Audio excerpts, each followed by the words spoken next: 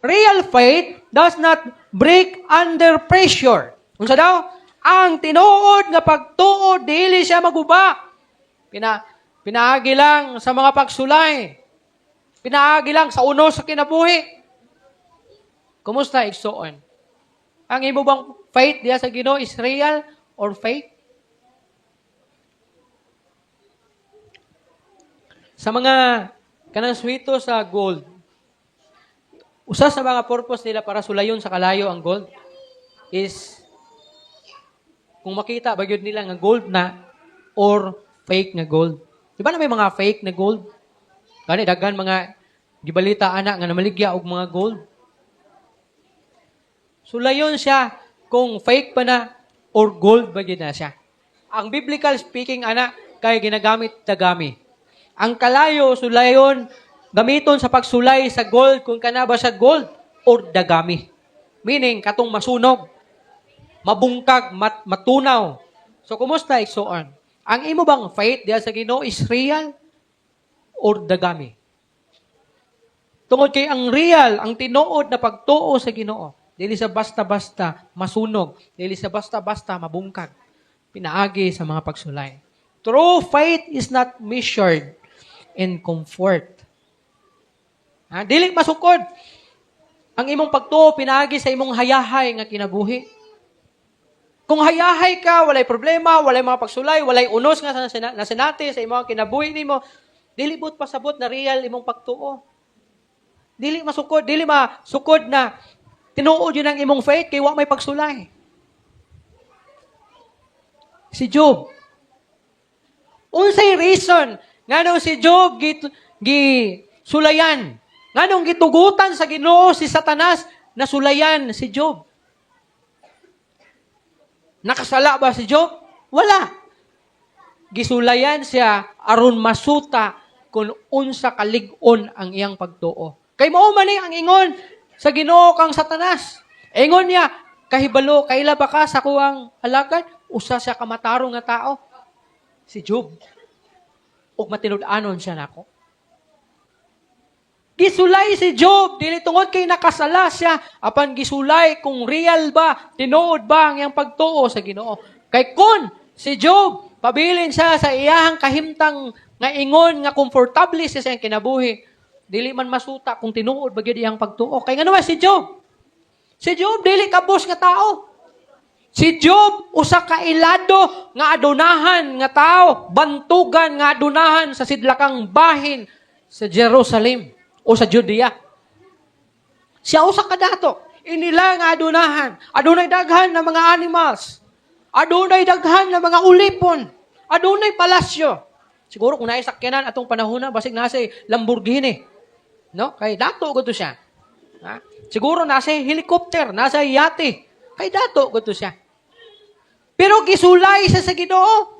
Dili tungod kay nakasala sa batog sa Ginoo kay wa man to sa nakasala. Even ang Ginoo mingon siya sa statement, kaila pa ka sa kong alagad?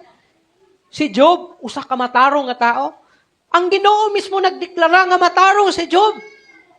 Wala siya kasala sa Ginoo, pero nganong gisulay man siya. Sama song gingon, gisulay siya para mapamatud-an kung tinuod ba ang iyang pagtuo. Dili ka makaingon nga tinuod ang imong pagtuo sa Ginoo hangtod nga dili ka makasinati og refining diha sa imong kinabuhi. Labi na kung makasala ka, wala man lay latos na nahitabo sa imong kinabuhi. Basig moingon ka nga lig-on gyud akong pagtuo sa Ginoo kay hayahay man ko. Komportable man ko sa kong kahimtang. Dili. Masuta ang imong faith sa Ginoo sa panahon nga moabot ka na imo ang unos sa kinabuhi. Kaya ang unos sa kinabuhi, mauman ang muhatag kanimo og desisyon kung mubiya ka ba sa Ginoo tungod sa mga pagsulay o mupadayon ka sa pag-alagad sa Ginoo. Kaya kung mubiya ka sa panahon sa unos sa imong kinabuhi, nagpasabot ka na, your faith is not real. Ang imong pagtuo dili tinuod, kun dili usa lamang kadagami. Ingon pa diri ang real faith revealed in storms. Mapadayag yun sa panahon sa unos kung tinuod ba ang imong pagtuo. James chapter 1 verse 3 unsay gingon? Kay nasayod kamo nga ang inyong pagtuo gisulayan lamang aron kamo mahimong malahutayon. O see? Kung makalahutay ka, that means na Real lang imong faith. Pero kung mubiya ka, pagabot sa mga pagsulay, di na ko musimba, di na ko mga lagat, di na ko mag-ampo, di na ko mubasa sa Bible, and pinaka-worst na imong gihimo, balik sa kalibutan. Your faith is not real. Your faith is like dagami. Nga? Kung inana, imong paghahimo. Testing of faith produces endurance. Ang pagsulay sa pagtuo timan muhatag kanimo og paglahutay. Dili aron nga mubiya ka. Tan-awa ang illustration. May duha ka mga magtutuo. Nakasinati og sama na mga pagsulay. Sama nga unos, sama nga kasakit. Ang usa mibiya sa Ginoo ug ang usa midagan padulong sa Ginoo. Difference is not situation. Difference is foundation. Kung ikaw mubiya gani sa Ginoo, pag-abot sa mga pagsulay, meaning huyang imong foundation. Mura ka katong tao nga nagtukod sa iyang balay, ibabaw sa balas, o pag-abot sa unos, o sa ulan, o sa bagyo, gibanlas. Pero kung ikaw, pag-abot sa mga pagsulay, midagan ka, hinuon, paduol sa Ginoo. Mura ka katong tao nga nagtukod sa iyang balay, ibabaw sa bato. Nga pag-abot sa unos, sa bagyo, sa ulan, sa kinabuhi, wala gayud siya napukan.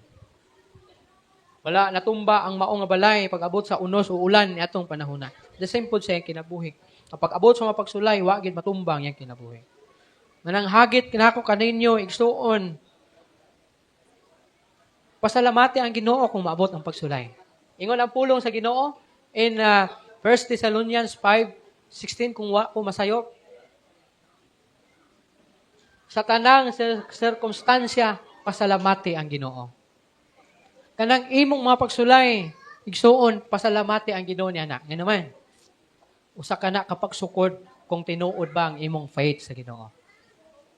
Pero kung ikaw igsuon, wala ka makasinati og pagsulay sa kinabuhi, ayaw paglipay. Tinuon pamalandungi.